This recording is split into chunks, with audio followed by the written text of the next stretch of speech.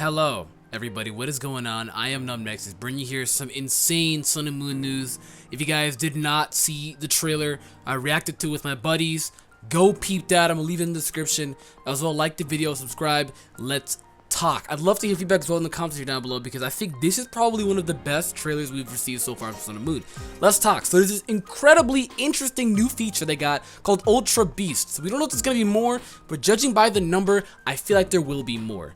Now it says right here, a mysterious presence threatens the Alola region. Ultra Beasts. In the Alolan region, rumors are flying about mysterious creatures known as Ultra Beasts. Ultra Beasts possess mighty powers and could pose a threat to humans and Pokemon, so they are feared. It appears that the Aether Foundation is also conducting research on these Ultra Beasts. According to rumor, multiple, so that does, just confirm what I was just talking about, multiple Ultra Beasts exist, each of them called by a code name.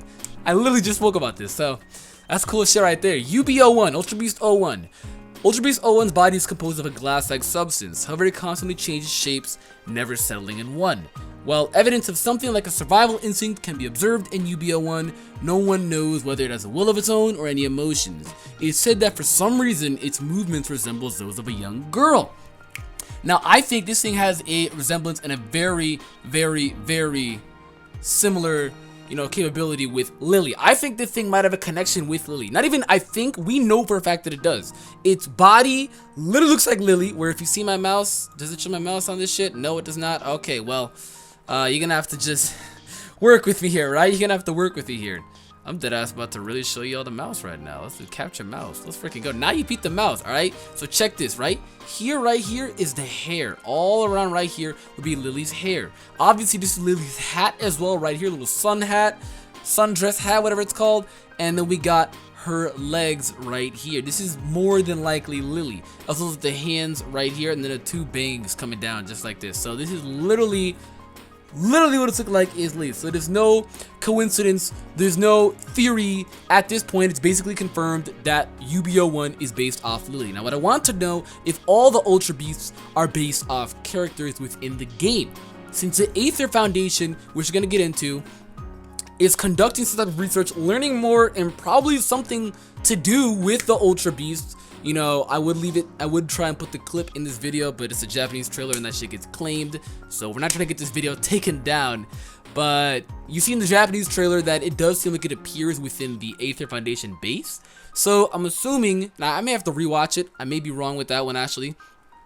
I might be high key hella wrong with that, but from what it looked like it literally appeared in, no, okay, so it did not. Okay, I had to look back into it. Like, I opened it up in a different tab. I had to look back into it, but no. But essentially, the thing literally looks like Lillie. It even states right here that it said right here, its movement resembles that of a young girl. So Lillie and UB01 definitely have a connection for sure. Now, what I want to know is if all the other Ultra Beasts have a connection as well with other characters within the game. Maybe there's gonna be a How Ultra Beast. I'm just theorizing right now and bullshitting based off of things that we know so far.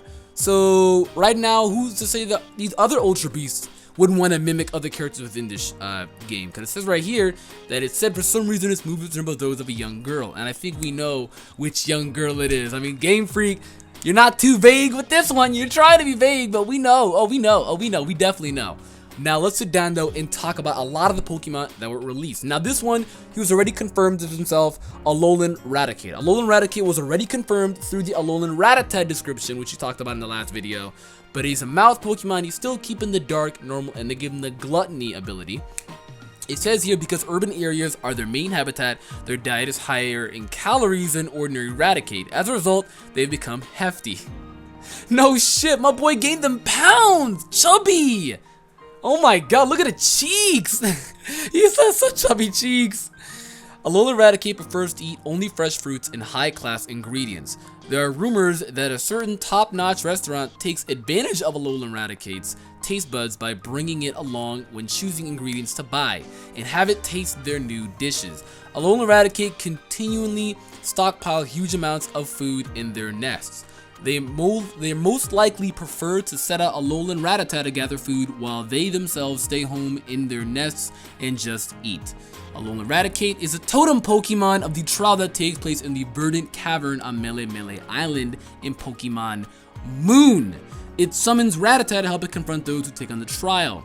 Gumshoos appears as a totem Pokemon in Verdant Cavern in Pokemon Sun. So if you guys didn't see the trailer, the differences between the two games are actually huge. Like, I think the differences are so big within these games that is probably the biggest it has been in Pokemon history. Like, you know, Pokemon Red and Pokemon Blue have some catch differences. You know, Fire Red, Leaf Green, Heart Gold, Soul Silver, or Silver Gold, or Gold Silver, I should say. Black and White, X and Y, they've all had differences in terms of finding Pokemon, and that's it. It's only been really finding Pokemon, you know? Maybe Black and White kind of changed it up too with some type of seasons and weather. That's what Black and White was about, with the weather and the seasons. So it seems as though this one is going even huger, and they're going definitely by, you know, the times of day, you know, where during the day you can find the young goose and Gumshoos, and during the night you can find the Raticate and the Rattata Alolan forms, because you do know that it seems as though those young goose and Gumshoos are only around during the day, and that's if you guys watched the video that I did, and if you did your information on the Rattata, the Alolan Rattata and Raticate line, they adapted to their common prey, or their common predator, which was young goose and Gumshoos, so they now only are active now during the night, and during the day, they hide away because young goose and Gumshoos hunt them down. So, interesting indeed. The next one we're going to talk about here, not Pikipek, we already know about Pikipek, is Jangmo-o. I don't know how to say his name, if I'm saying that right. Jangmo-o. He is a scaly Pokemon. He's a dragon type. He's got bulletproof and soundproof. What's a Shadow Ball? What's a Boom Burst? What's a Hyper Voice? Let's go, man. So I honestly could see myself running soundproof to avoid like the Gardevoir and Sylveon's Hyper Voice, Mega Gardevoir and Sylveon's Hyper Voice. So already somewhat of a decently competitive ability right there. Jangmo-o has the pride of a warrior. You know what he looks like? First off, he looks like those dinosaurs that have those steel plates on their back and those like those tails. Like, I'm probably gonna put up a picture on screen now. It looks like this thing. It literally looks like that. But Jangmo-o has the pride of a warrior, although it remains humble about its capabilities. In its pursuit to become stronger, it never neglects its training. Because Jangmo-o uses the scales on its head for both offense and defense, confirm right there he's going to have very high offense and very high defense. It'll probably be very slow though. It never turns its back to its enemies. Many trainers see this behavior and take it as proof that Jangmo-o is a valiant Pokemon. Jangmo-o gathers in harsh locales like canyons, where no other Pokemon or no other people or Pokemon are around to live together as they train. This is more than likely going to be the pseudo 3-stage evolution Pokemon, where stage 1, stage 2, and 3 will come. I feel like he's really going to be slow, and I also feel like he may or may not learn Dragon Dance. You know how like Flygon and Druddigon, mons like those didn't learn Dragon Dance, but then there's Garchomp that's not it's a speedy dragon that doesn't learn Dragon Dance and he's fine. I think this guy is probably not going to have Dragon Dance. He seems like he's going to have a lot of high offense and defense, and not really much in the speed format, you know? It seems like he's more of a durable dragon, you know? Probably like a better Druddigon is what I see like this thing becoming, a better Druddigon indeed. Oh, we got the type Null. I think it's his name. Has been dubbed Null, meaning what? This thing really defies everything within Pokemon. He's a synthetic Pokemon. He's a normal type. He's kind of tall, 6'3", and he's a decent weight of 265, and he has battle armor, so he cannot be crit. He's just so weird. He's like a mixture of everything, like a hybrid Pokemon that looks like he was like designed like Genesect, you know?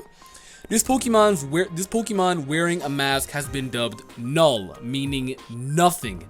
So interesting. Gladion actually has this. The shapes of his front and hind legs are clearly different. The reason is that type Null was constructed to synthesize the strengths of various Pokemon, enabling it to adapt to any situation. The strengths of various Pokemon. So they literally put the strengths of a lot of Pokemon and morphed it into this. This guy right here.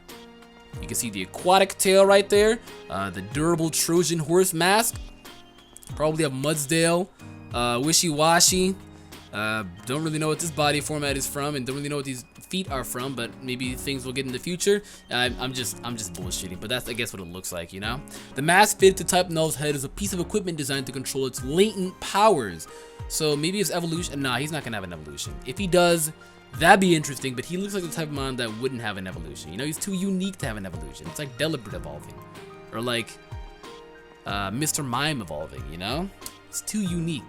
The mask fitted to Type Null's head is a piece of equipment designed to control its latent powers. It's extremely heavy, so it also serves to hinder Type Null's agility. Ah, so maybe he might have an alternate form where he takes off the mask and he becomes faster. You know, because having this mask on holds back his powers. And it also makes him really heavy, so he's slower. But if he takes off the mask, he'll be a lot faster and stronger. Boom! But it'll become more of a glass cannon, I'm assuming. To complete a certain mission, there was need of a Pokemon powerful enough to rival those Pokemon often spoke of in mythology. So this thing sounds like it's going to be stupid powerful. You know, I don't see this thing being like a Mightyena or a Houndoom where it's subpar, weak shit, dog shit ass.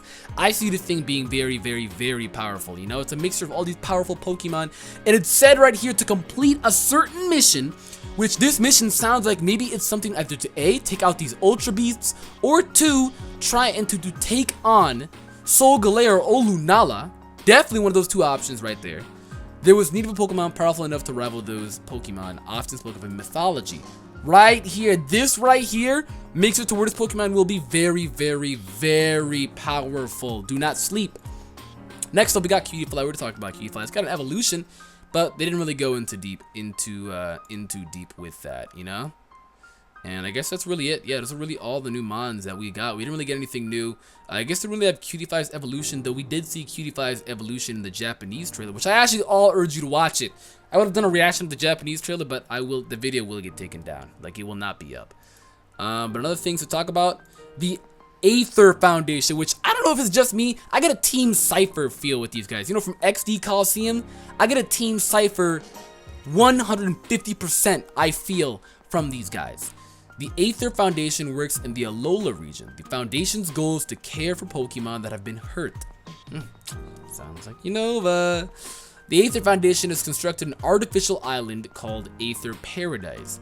There, they not only provide shelter for Pokemon, but also conduct various research projects. It seems that the main character will also be able to visit Aether Paradise during the adventure. I feel like these guys are like the anti-heroes, where they have good intentions, but they do something crazy.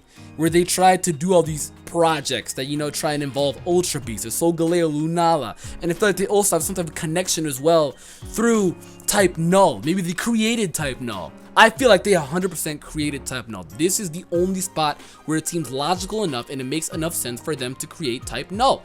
Now let's talk about my freaking wife, Lucamine. The lovely Lucamine functions as the Aether Foundation's president. Ooh, look at her curves, her waves. And she's got see-through shoes so you can see her bare feet. Yeah! Let's talk about Faba. He's like, what? Like that black girl meme? The Aether Foundation branch chief sports green sunglasses. They are his signature accessory. He seems very proud of his possession as branch chief. Ooh, she's got a rack though. She kind of reminds me of Melissa McCarthy. Anybody else see that? Melissa McCarthy? I'm gonna put it up on screen right now. Melissa McCarthy F. Wick, the assistant branch chief of Aether Paradise, has caring personality, so she's loved by all the Aether Foundation employees. And then we got the employees, a generic look. The employees of the Aether Foundation shelter and care for Pokemon. Their uniforms appear to depend on which division they belong to. Interesting. The Aether Foundation, so much. I feel like Team Skull is also the anti-heroes. They're looked and misjudged by being bad guys when really they low-key might be good guys. Who knows? Nah. That's a stretch. That is definitely a stretch. Until I see it, that is a stretch. Pair of Pokemon. This was really interesting. The Zygarde information, and these guys are the exact same guys from X and Y, Professor Sycamore's aides right here. Dexio and Sinnoh will show up as you progress through your adventure. These two appear in Pokemon X and Pokemon Y as the professor's assistants. They'll give you an item called Zygarde Cube and ask you to collect Zygarde cores and Zygarde cells during your adventure in the Alola region. Cores and cells can be found all over Alola. This game is gonna be huge! Oh my god, this game is gonna be huge. Look at all these look at these images. This battle reminded me of us in the past and that group of 5 young trainers. Oh my god, dude. This literally is going to be such a massive game. So much. The Aether Foundation, Team Skull, the Island Captains, the Island Trials, Tapu Koko, and other other guardians like that. Solgaleo, Lunala, Ultra Beasts, Alolan Forms. This game is going to be the greatest Pokemon games of all time. So it says here that objects giving off light can be found in various locations around the Alola region. These are Zygarde cores and Zygarde cells. You can collect them in the Zygarde cube you receive from Dexio and Sinnoh. If you collect lots of cores and cells, the path to finding Zygarde in the Pokemon Sun and Pokemon Moon may become clear. Interesting, and here's all how the Zygarde cores look like. So, yep, there's a Zygarde cell and a Zygarde core. So that's actually really cool. I love that. They're giving that little touch up on Zygarde. He's not irrelevant. He still plays a role. And then we got a new member of Team Skull, Gladion. Me! This is the white me. I am the black Gladion.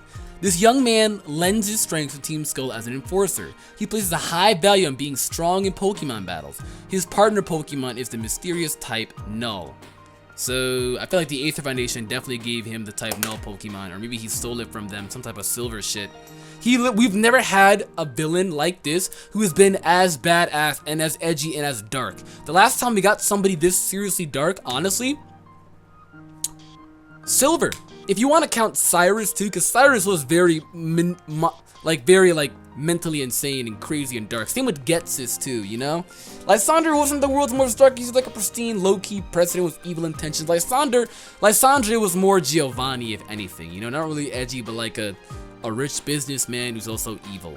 To whereas Getsis and Cyrus were kind of on the same level in terms of crazy, and then Silver and Gladion in terms of edgy. So, yeah, there we go. And I think that's all the information that we got. The Alola region is vast. The Alola region is huge. I cannot wait to see what's going to happen. Guys, that's going to be it though for the video. To touch up though on the last bit of Ultra Beasts, I really do think though that Lillie is actually, in fact, the, definitely this. I think she's definitely connected to this Ultra Beast 01. And they also confirm as well that there's going to be multiple Ultra Beasts. So they all have a code name as well. Now it all depends on how many there's going to be. I don't think they're gonna milk it and make like 100 of these. There's 2 digits, so maybe 10 will be the max. You know, they could simply just add a 3rd digit too, but I'm just gonna ball spit right now and assume that 10 will most definitely be the max. So I really don't know about that. Hopefully everything is gonna be good. I am so hyped for Pokemon Sun and Pokemon Moon, guys. You let me know what you think down in the comments down below. I'm gonna get out of here though. Seriously, blow that like button up for Pokemon Sun and Moon. I cannot wait. I am so hyped for this game that I don't want to be spoiled. I'm just happy for this game. That's going to be it though, guys. I'm going to get out of here again. Thank you guys for watching. Goodbye.